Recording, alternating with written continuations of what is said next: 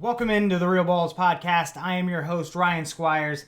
Got a great show for you today. We were supposed to be having Kyle Troup on, but the video was having some issues. So we decided to do an audio interview for the audio podcast, and I'm going to air that here. It's about a half hour, so I'm going to dive right into it. But I want to make sure to wish all of you a happy Thanksgiving. Remind you that we won't have a show on Wednesday and Friday this week, but we'll be back next Monday, Wednesday, and Friday, 5 p.m. Eastern Time, live on Facebook, live on YouTube. Make sure to check us out. Follow us on Twitter. Subscribe to our YouTube channel.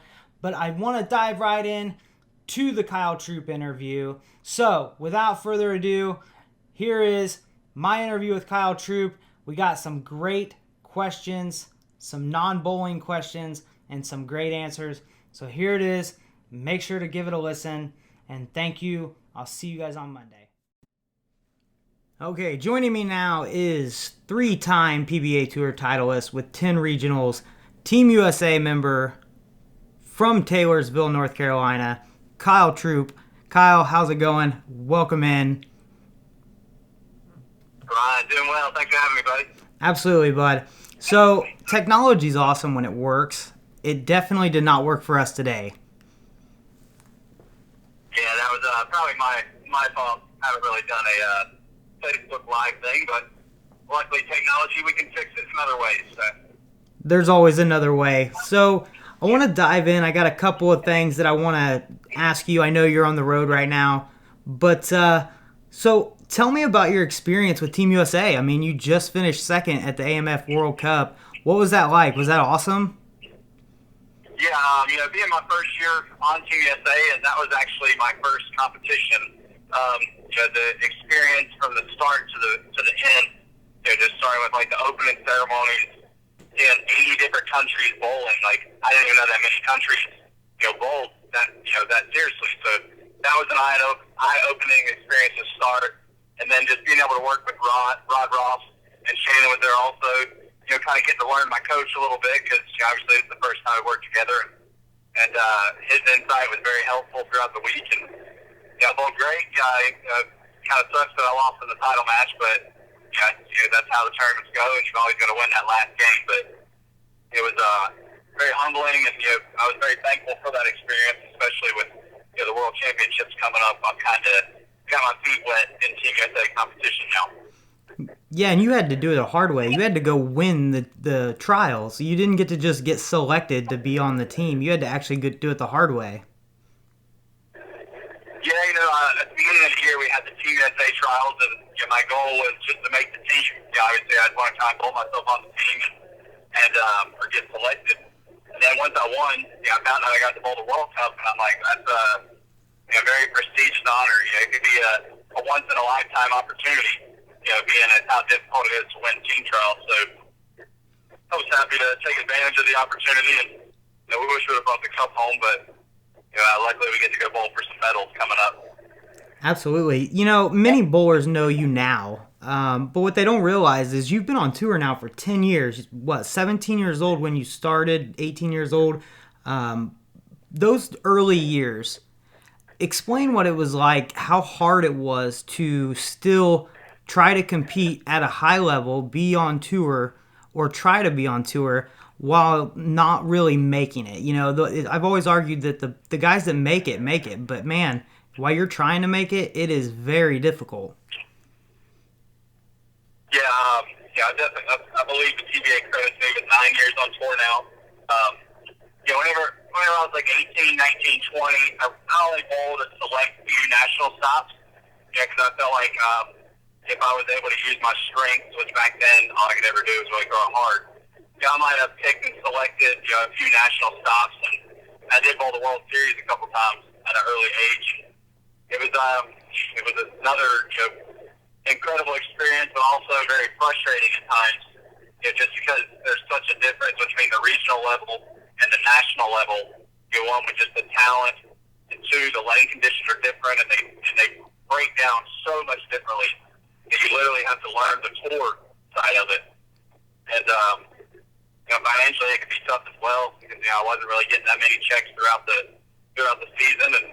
And luckily I was the property king back then, so Wendy kept me afloat. you have to be patient. When you first come out on tour, you can't just expect to come out and beat these guys that have been doing it for 30 years and whatnot. But, that's kind of how I learned it. And now I'm starting to have a lot better career, and I really have to thank a lot of that from the early years of the on tour. Did you ever get hazed? I mean, I've talked to EJ and so many others that, when they first got out there, they were just, the guys were just almost cruel to them. Maybe not even in a fun way. They were just, a lot of guys were, you're in my way, I want to win type of atmosphere. Whereas some guys were very welcoming and whatnot. Did you ever get that from either side, good or bad? Well, luckily, growing up with Guppy being my father, I've kind of met a lot of the national pros before throughout the years, traveling at regionals, and I bowled all the pro-ams and stuff, so they didn't see me like bowling before. So I think with Guppy being my father, I might have caught a little easier welcoming to the PBA, just because I knew so many people for so long as well. But I definitely had to earn my respect on tour because they're like, oh, this is Guppy's son, whatever. Just another guy coming out who knows if we'll make it. And but it felt good. Like once I started kind of earning the respect of some of the tour bowlers, it's hard to really explain like how you earn the respect or what that means. But you just tell you might start having some conversations with some of the guys about lane play or this, or just how the day went. Whereas nobody wants to share their secrets, really talk about it. We're all competing against one another. So definitely had a easier welcoming into the PBA. So thanks, Guppy. Well, speaking of Guppy, I hate typically having guests on because they've always got this, the pre-answers are already there. Like, the answers that they use on a regular basis are already there. They know the answers to the questions as soon as the question's asked. So, speaking of Guppy, how cool is it to know that your dad was idolized in a Disney movie that featured the chick from the Big Bang Theory? I mean, how awesome is that? Yeah, Alley Cat Strike. That's I right. remember that movie. Oh gosh, I haven't seen that movie in so long. But I remember watching it with the family. Actually, we were all watching that, and we didn't even know about it. And whenever they said the line, you're not as cool as Guppy Troup, you're no Guppy Troup or something. That was, I was like, wow, like, yeah. So that was pretty cool. I've never been, I haven't known many bowlers to get announced in movies before, so that was really cool. And I just growing up with him being one of the cooler, laid-back guys on tour, it was pretty neat to watch, and it's kind of how I am as well. I feel like I like to have a good time. I'm pretty laid back. I get frustrated at times, but I believe Guppy did too, and he just never really told me about it.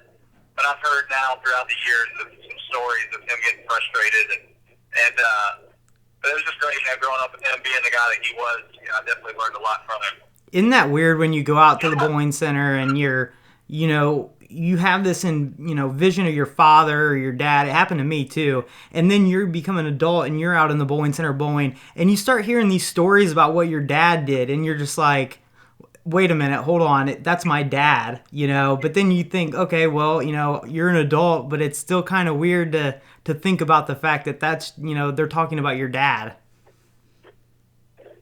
Yeah, it was, as I got older and stuff, just realizing more and more, like, how much of a figure he was in the sport. And now, I'm thankful. It's always nice to walk into bowling centers. Somebody's always goes to me, like, I bowled with your father back then, or, I bowled in pro-am with him. He was so cool. It's nice to hear that, because that's a legacy that he's leaving in the sport. Hopefully I feel like throughout my career, the way I treat people and stuff in pro-am, just all throughout the tournament, I would hope that maybe I can, put off, give that same memory to people 20 years down the road from now. I think that's the biggest downfall. Is I think a lot of these guys, they compete all week and they don't. When it's time to bowl the pro-am, they're just done. They don't want to do it. It's or they take it to the extremes. I've heard of a couple of specific bowlers taking it to the extremes during the pro-am. But they don't realize that the fans are there, and that's like their one opportunity to really take advantage of meeting you guys. And the one great thing about bowling is the accessibility to you guys. So, I think that's one of the biggest downfalls is some of these guys don't realize that, how important that pro-am is to some of these kids and some of these bowlers. Do you take advantage of bowling in the pro-am and doing that every time? it's definitely the time for the fans, and something Guppy always said growing up, without fans, we don't have bowling, so the least we can do, is give the time back to them, put on a good show, make sure they have a good time. And, it does happen. I see it all the time. Guys just don't really want to be there for the pro-am. They're tired or they're just beat down from the week or whatever it is. So, we really got to just, put on a smile and have a good time for a couple hours with these people because, they are, they keep us bowling.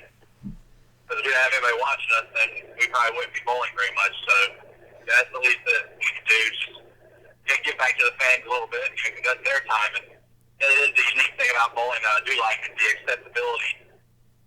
I know we can't just go up and take a picture with LeBron James or anything like that. But and I've heard some people complain about that in our sport, but I think it's great because we're a more personable sport. We're more we can talk to one another, one on one, and just so much more accessible for the people. And I like that about our sport. It creates a personal connection. But I got a really serious question here for you. You probably have an answer for this. Who is your favorite superhero? Who would you be if you could be a superhero? Oh my goodness, that's actually a good question. I don't watch too many superhero movies and whatnot, but the first one that comes to mind is Spider-Man, just because he's so cool and he can fly around everywhere. And I'm different about it, but just big and strong, and all that stuff. I don't need all that. Just give me a web and let me fly around and shoot people with spider webs. I'll be cool with that. Yeah, I think I'd be Batman, But, see, those are the kinds of questions. You probably didn't have an answer ready for that one, but I want to get back to bowling. I wasn't quite expecting that one. See, throw that in there for you just to confuse you. But, one of your titles, PBA says you have 3 titles. One of them's in Malmo, Sweden. Now, let me ask you this. The PBA and the WBT have a nasty little breakup going on due to what I've read is a couple of things, but one of which is scheduling. Well, I have been of the opinion that the biggest issue in bowling is that we didn't have a season. There was no PBA season. It was like some here, some there, what I called filler time on ESPN. And now with this Fox deal, they put out a season.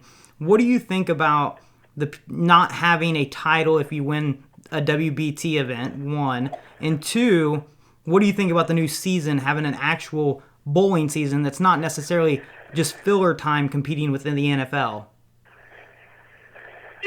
The first point about the WBT, it does suck to see that. I did see the article, and I guess kind of what I took from it was that the PBA didn't want to award the title because of the handicap thing to women. And I've been asked many times about that, but it's their tournament. They can run it however they want. If they get women handicaps, so be it. If you don't want to bowl, don't bowl. Like, I'm still going to bowl because I still feel like I can beat anybody at any day, so who cares if the way you contend. But it does suck to see that we're not going to be able to get a title from that in the future.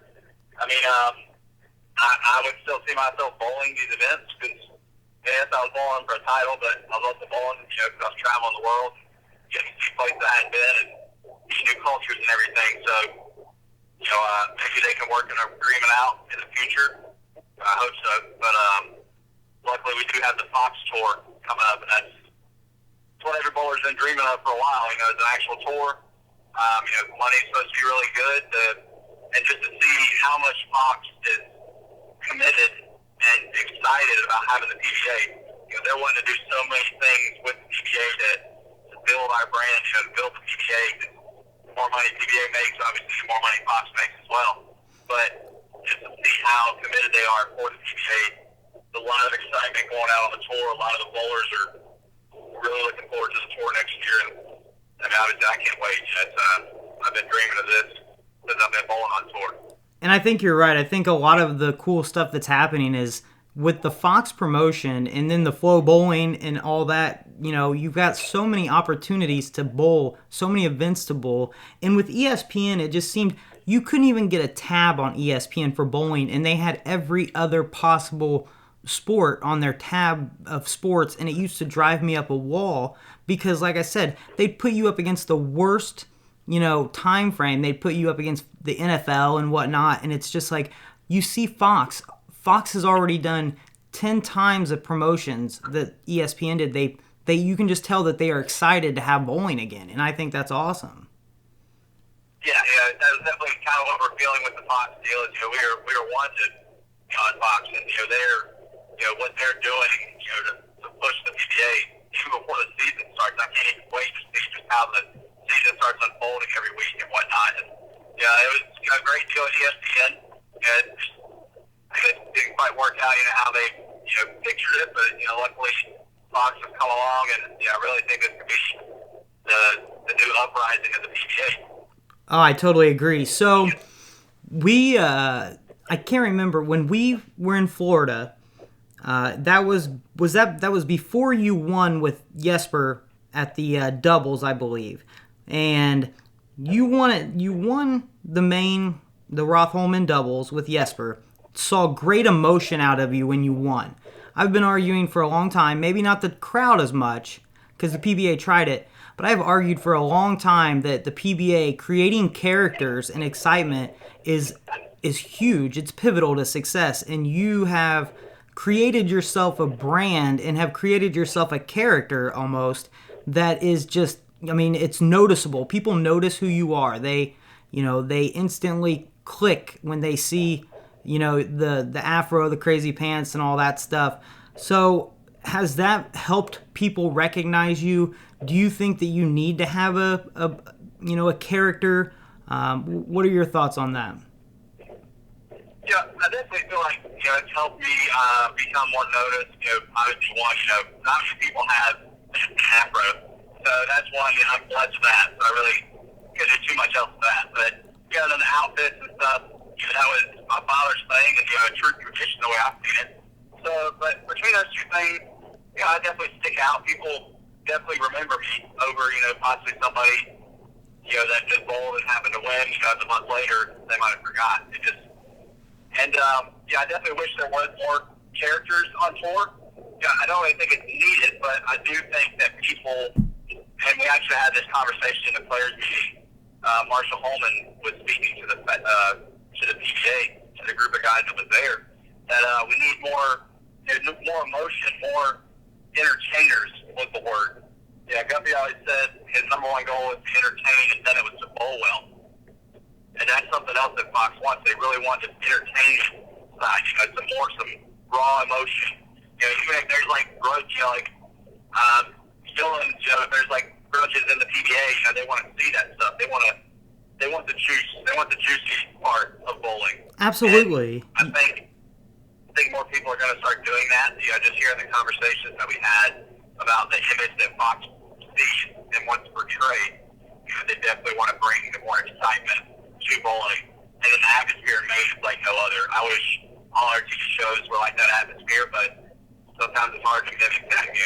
That's what makes Portland special. That's who they are. Well, I totally agree with you, and that's kind of what I always argued was that bowling is a participation sport. It's a sport that you have to do, and in order to watch it on TV, you've got to be entertained. And a lot of these guys, when you would watch them bowl, I always said it's like, man, this guy's really not helping the sport of bowling. He's a nerd. He's a giant nerd. It's like you could watch, that's the guy that did not play football in high school. But I wanted to see people who could, who would put out that, that grudge. You knew those grudges behind the scenes. They were there. You knew those guys really truly hated each other. You know that they have a character, and if you stick to your character, and if your character is authentic, I think that's the big thing. I think it's really easy to see when a character is not authentic. When you look at him and you go, that guy's trying to be a nice guy, but he is not a nice guy. You can see right through it. We just want more true raw emotion. And I think we're going to get to see that a lot more because we're going to be pulling more money too, more opportunities, more titles.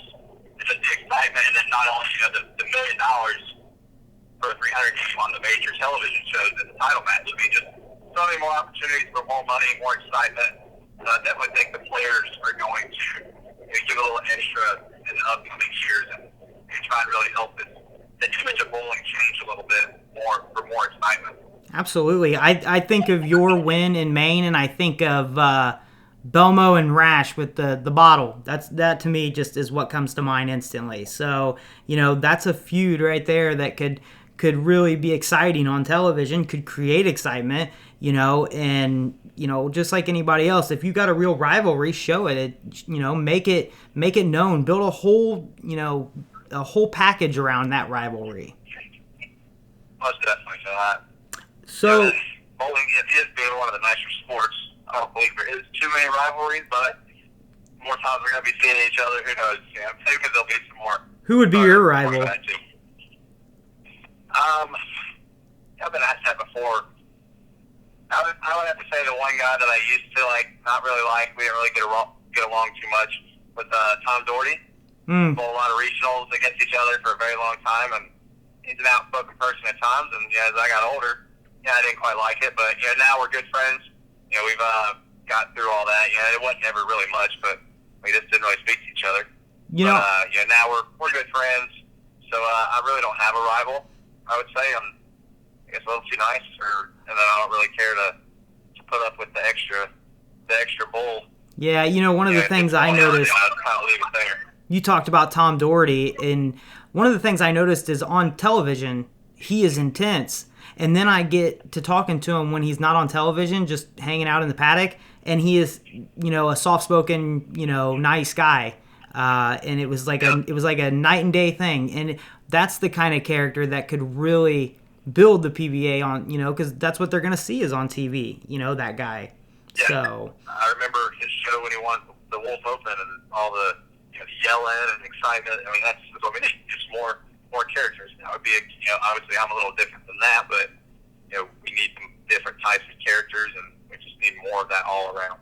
It's funny you say the Wolf Open, because that's exactly what I was referring to, because that's where I met him. So, but, one of the questions I have, when your dad saw you win the Wolf Open, I believe that was your first title, wasn't it? And, what was that like? I mean, that wasn't the first one. He saw you win a regional, didn't he? Like your very first regional. But what was it like to see him, back there when you won that Wolf Open, for your first national title? Yeah, having not only my father back there, but I actually had my whole family, my mother, and my brother as well. It was a dream come true. I know people say that all the time, but growing up on regionals for many years and to finally make a TV show, and it was doing something that I was really good at, throwing the urethane balls harder and straighter.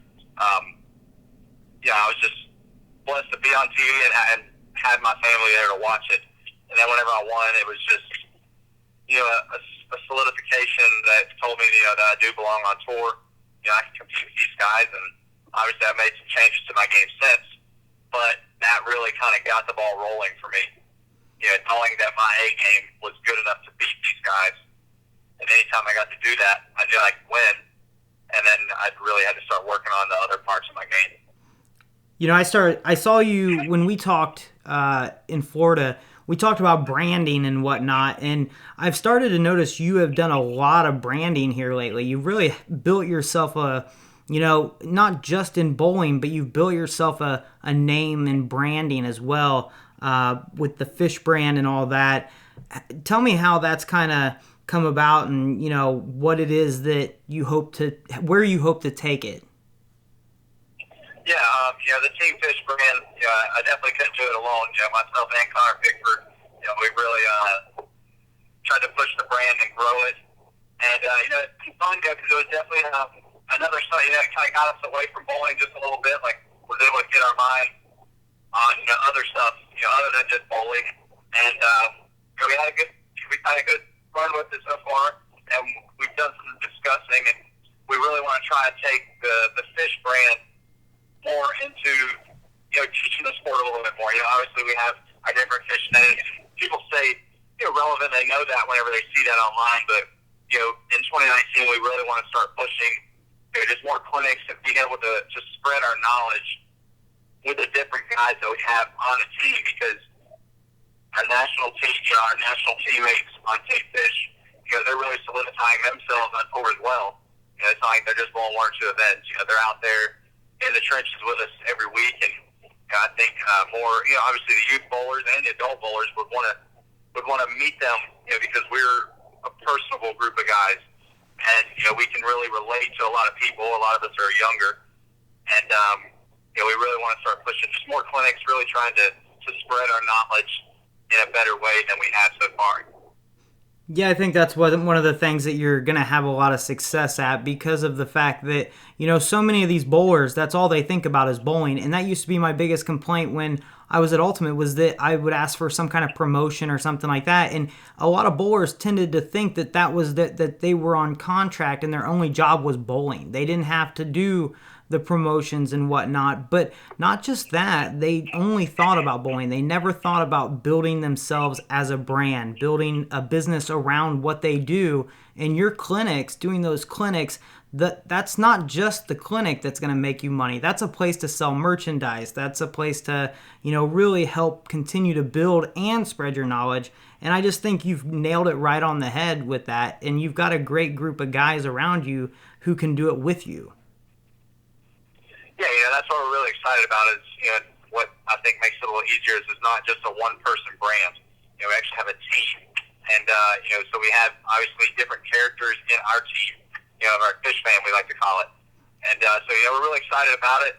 Obviously, one of the best bowlers right now is branding himself as Jason Belmonte. And, you could learn from him and so many different examples of just how he's, took himself out of bowling as well, trying to make a living and make a career, not just on the lanes.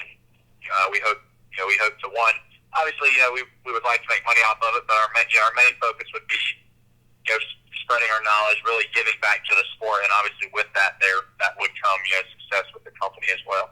Yeah, I mean, he's more than a bowler. He's creating a business. But I do want to find out from you, are you married or single, Kyle?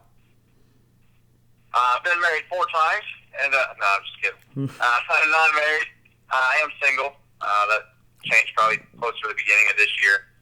And it's with the tour coming up. I feel like that's my best decision. Right now, just really focus on my career, and obviously, kind of makes things a little more simple on the road, and a little easier to have a good time if I want to. So yeah, and I mean, it's going to be a great year. What countries have the most beautiful girls that you've been to? Oh, that's a good question. Obviously Sweden. There's a lot of beautiful women there. I also had a lot of fun. And you're a champ there. I couldn't have asked for anything. Yeah, it was a good week. We played golf as well, and we somehow won the golf as well. And I'm probably the worst golfer on the PBA tour. So that week, just all around, was a great tournament, a great time, and I would have to give the one up to Sweden so far on the beautiful women. Man, you're about to have the time of your life. A full-time tour, all kinds of opportunities to have fun. You hang out with Tommy on a regular basis, so I mean you're pretty much squared away. But one last question I got for you, Kyle, and then I'll let you go because I know you're on the road. Where are you heading to? Are you going to Greenville, you said? Yeah, I'm heading to Greenville, flying out with Tommy in the morning for Hong Kong for the World Championships. Gotcha. So if you could give advice to kids for anything today, what advice would you give? I mean, in an era where virtual reality is basically taking over, I mean, junior gold has grown, but overall youth bowling is down because my argument has always been that kids just aren't bowling because their parents didn't bowl, and overall youth bowling's down. That's the future of our sport. What advice would you give to kids, whether they're bowlers or not, looking forward? Yeah, I think one of the biggest thing, biggest tips or advice that I've always been given, and it's pretty simple, but it's just always trying to have fun with it, like with the bowling. Whether you're bowling league or if you're just practicing or if you're taking it more serious, in the end, you have to have fun with what you're doing, and you want to love what you're doing. And, to do that, you have to have fun with it. And I think so many people can get caught up, and I do it as well. It happens on every level, collegiately, professionally, recreationally. You get caught up in the frustrations of the sport and kind of forget games because you're having fun. It's fun to strike and whatnot. And I think that's the biggest thing is just to always have fun with it. Don't get too caught up in the frustrations of the sport. Awesome. Well, I appreciate you coming on, even though we had some technical difficulties, taking time out of your day to make sure that, we could get some of these questions in and talk to you for a minute. So I appreciate you coming on and chatting with us. Yeah, thank you for having me. It was a lot of fun. Definitely do some fun podcasts. So, I was excited to be able to be a part of it. And hopefully in the future we'll fix the technical difficulties and give it another round after a while. But it was a lot of fun. Sounds like a plan to me. Thanks, Kyle.